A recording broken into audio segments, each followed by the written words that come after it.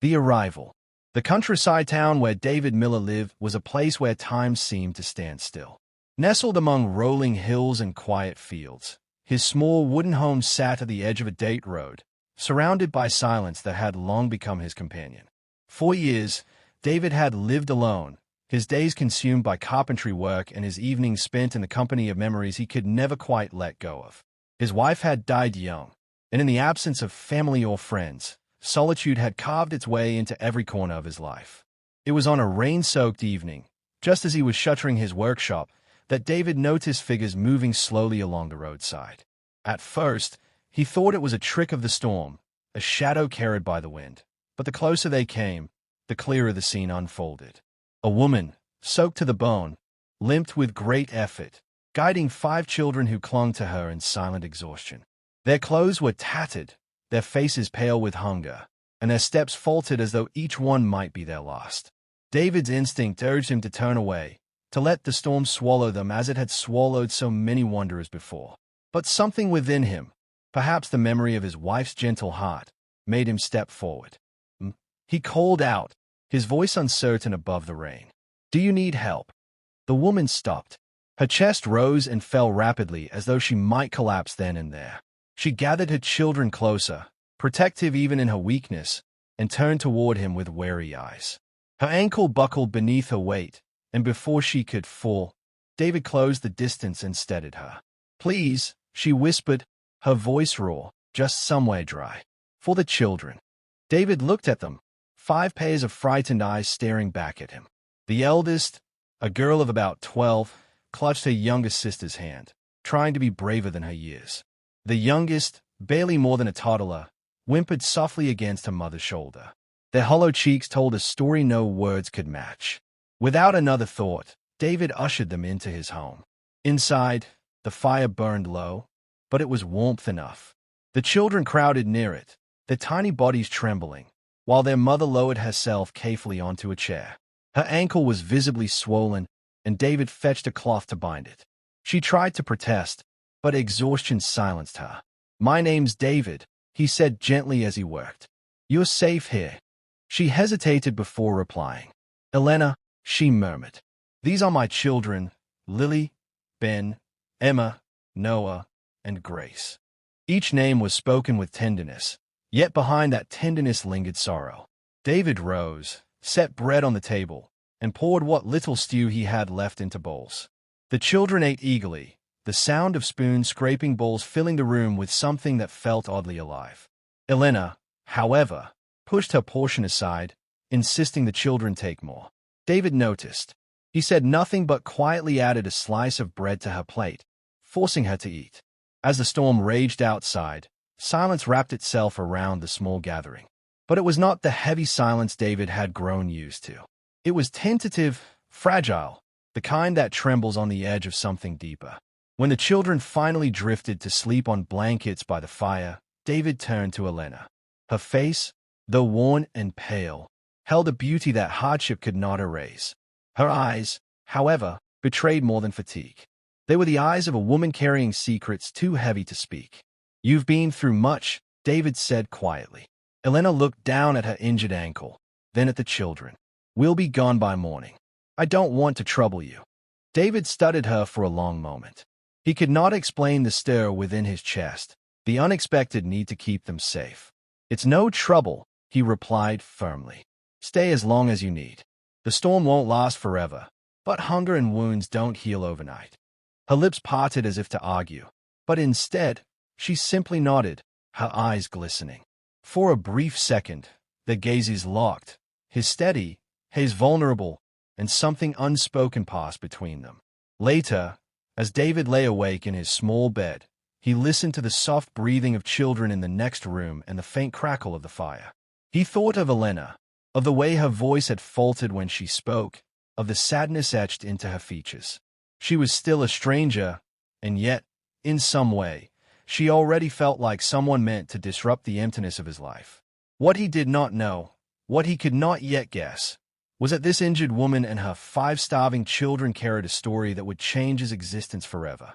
Their arrival was not merely chance. It was the first tremor of a storm greater than the one outside, a storm of secrets, longing, and choices that would test the very boundaries of love and loyalty. And as he drifted toward uneasy sleep, David sensed, without understanding why, that nothing in his quiet life would ever be the same again. Bonds and secrets. Morning light streamed weakly through the shutters, spilling across the wooden floor where the children slept in a patchwork of blankets. David awoke to the faint murmur of voices. In the kitchen, Elena was crouched near the fire, coaxing life into the embers with careful breaths. She winced when she shifted her injured ankle, yet carried on as though her pain were a burden she had long grown used to hiding. "You shouldn't be on that foot," David said gently, stepping into the room. Startled, Elena looked up, strands of dark hair falling across her face. For a moment she seemed ready to apologize, but then her lips curved faintly. "The children will wake hungry," she replied, as if the explanation was enough. David handed her a cup of warm water. "You've done enough. Let me." Reluctantly, she moved aside, watching as he stirred oats into a pot. It was a simple meal, yet when the aroma filled the small home, the children stirred and rose eagerly. Their laughter, soft but genuine, echoed through the room, pulling at something long dormant in David's chest. Lily, the eldest, thanked him shyly. Ben tested the sturdiness of the table he had repaired overnight. Emma clung to her mother's side, while Noah and Grace tugged playfully at his sleeves.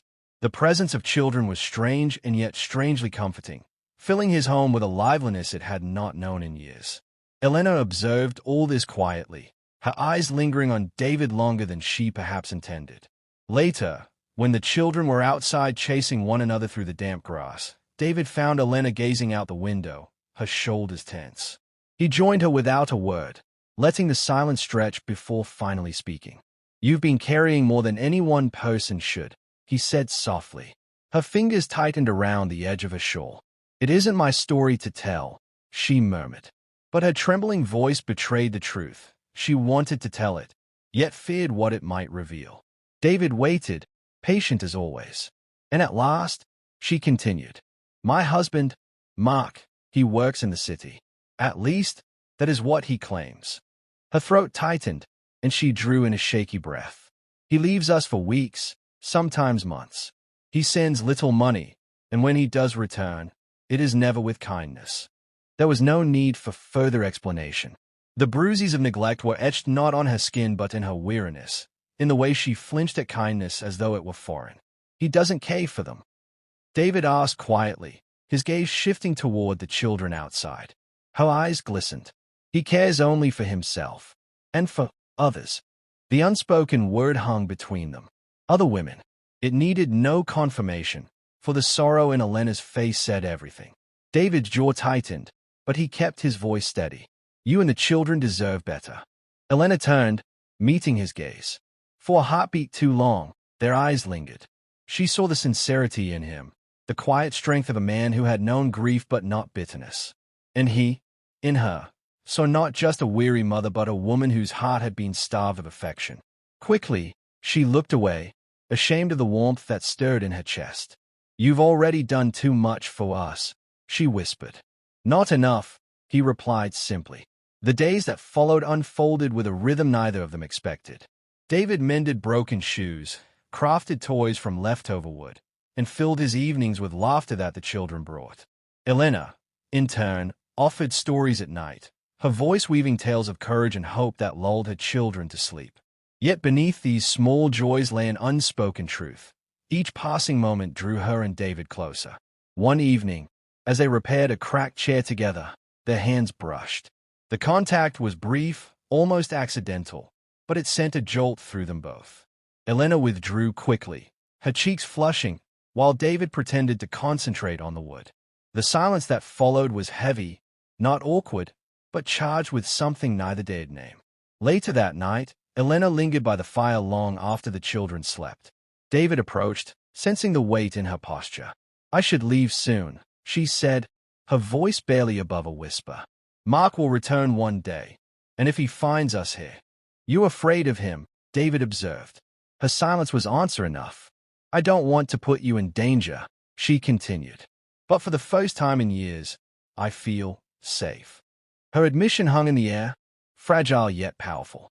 David's heart ached with the temptation to say what pressed against his chest, that she belonged here, with him, not with the man who abandoned her. But he restrained himself, for to speak it aloud would be to step beyond a line neither of them had yet crossed. Instead, he simply said, "Then stay. At least until you are ready." Elena met his gaze again, and for the first time, she allowed herself a small, genuine smile. It was not the smile of gratitude, nor the polite courtesy of a guest. It was the shy, unguarded smile of a woman remembering what it felt like to be seen. As the fire crackled and the night deepened, both knew that something had begun between them. It was not yet spoken, not yet acted upon, but it was there, growing in the quiet spaces, fed by kindness, by need, and by the dangerous sweetness of longing. And though neither dared confess it, both understood the truth. What they were building was fragile, forbidden, and impossible to ignore. The forbidden flame. The days blended into weeks, and with each sunrise, David found his once empty house filled with the small, ordinary noises of family life. Laughter, bickering, and the patter of children's feet echoed where silence had once reigned. For Elena, too, the change was undeniable. She had grown accustomed to hardship, but here she found an ease she had nearly forgotten, a rhythm of safety, of care, of being seen. Yet the shadow of Mark Carter lingered like a storm cloud, never far from her thoughts. She told herself often that David's kindness was temporary, that it could not last. Still, the pull toward him deepened with each passing moment. One evening, a sudden cry shattered the stillness. Grace, the youngest, burned with fever, her small body trembling as Elena tried desperately to cool her brow. Fear pressed against Elena's chest like a stone. David was at her side instantly. "Let me help." Together, they worked through the night, fetching water, cooling cloths, whispering words of comfort to the frightened child. Elena's exhaustion betrayed her. Her hands trembled, her eyes shone with helpless tears. At last, David reached out, steadying her shoulders. "You're not alone," he said, his voice low but firm. Elena met his gaze, and in that moment, the wall she had built around herself cracked. "I've been alone for so long," she whispered. Her confession broke something inside her, the words heavy with years of unspoken grief. When Grace's fever finally broke and the child drifted into uneasy sleep, the room fell quiet save for the faint crackle of the dying fire. Elena slumped against the wall, her strength spent. David sat beside her, their shoulders nearly touching. The silence between them was no longer empty. It throbbed with unspoken words, with the heat of emotions they had both tried to deny. Elena turned toward him, her eyes shimmering with gratitude and something far more dangerous.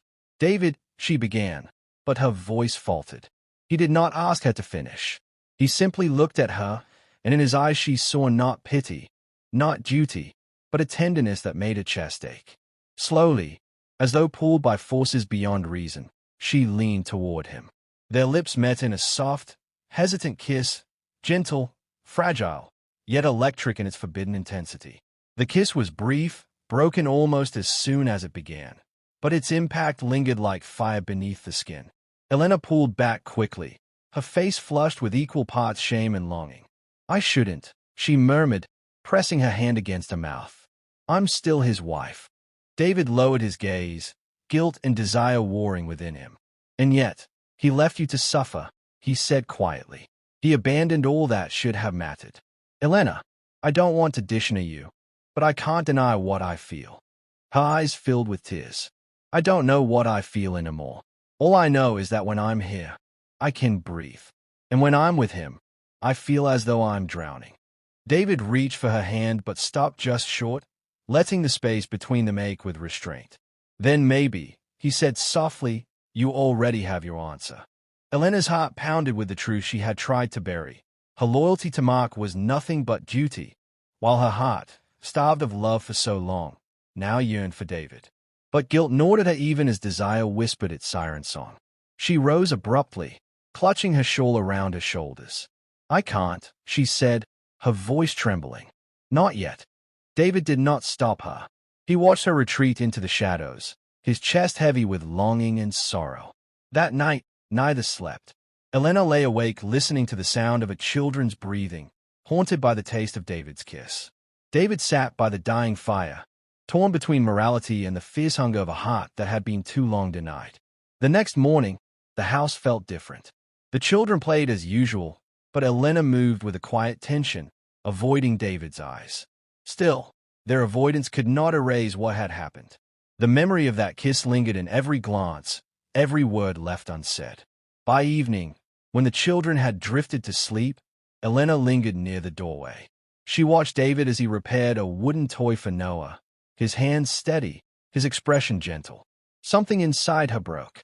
She could no longer pretend that Mark's absence was anything but abandonment, nor that David's presence was anything but salvation.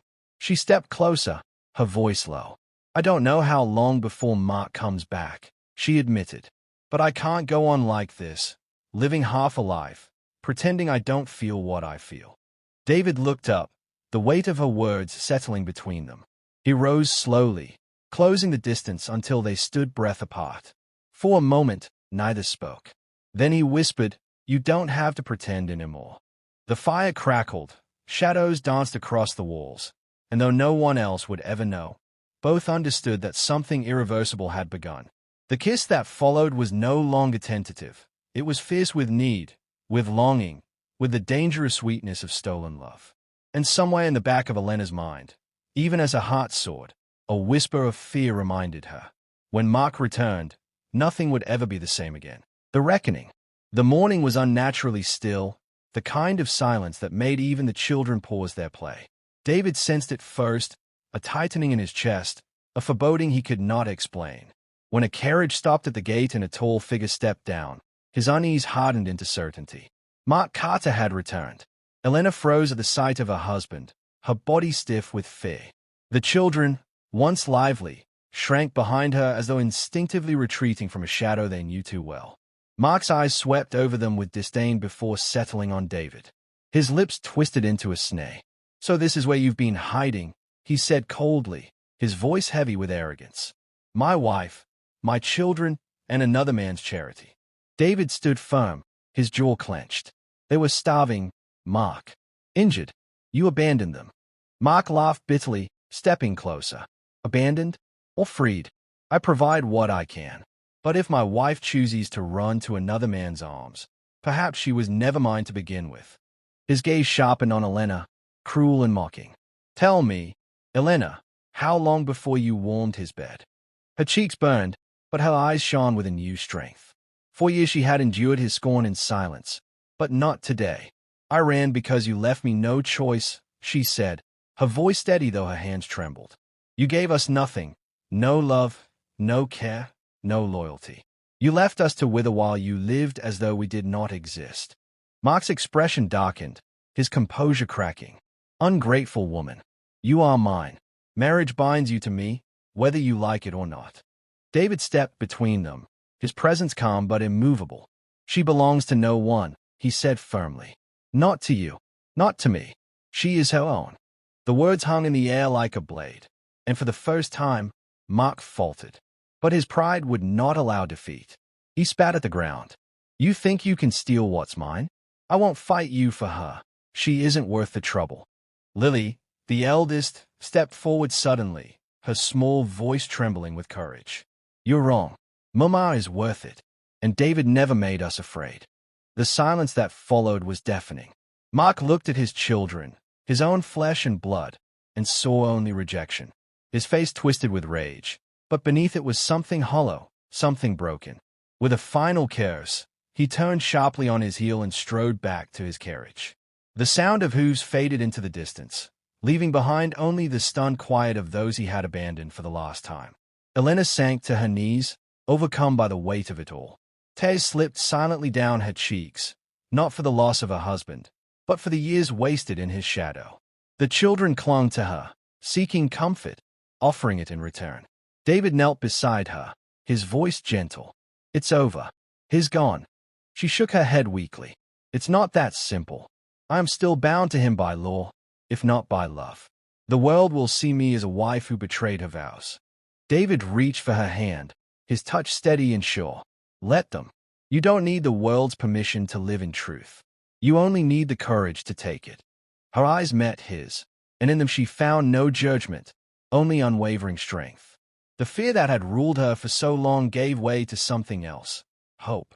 The children, sensing the shift, began to laugh again, their voices chasing away the last remnants of Mark's shadow. The sound filled the little home, bright and unbroken, a reminder that life could be remade. Elena's lips trembled into a smile through her tears. She leaned against David, not as a guest, not as a woman passing through, but as someone choosing a place to belong. For David, the moment was almost too much to bear. Years of silence and grief had left him certain his life would remain empty. Yet now, surrounded by children's laughter and the quiet strength of a woman who had survived so much, he felt the hollow spaces within him fill. They did not speak of marriage that night, nor of futures written in certainty. What they shared instead was a promise, unspoken, fragile, but real. They would begin with today, with mending wounds and rebuilding trust, with teaching children that love could be patient, gentle, and true. And though the path ahead was uncertain, both knew one truth beyond doubt: their lives had been changed forever, not by chance, but by choice.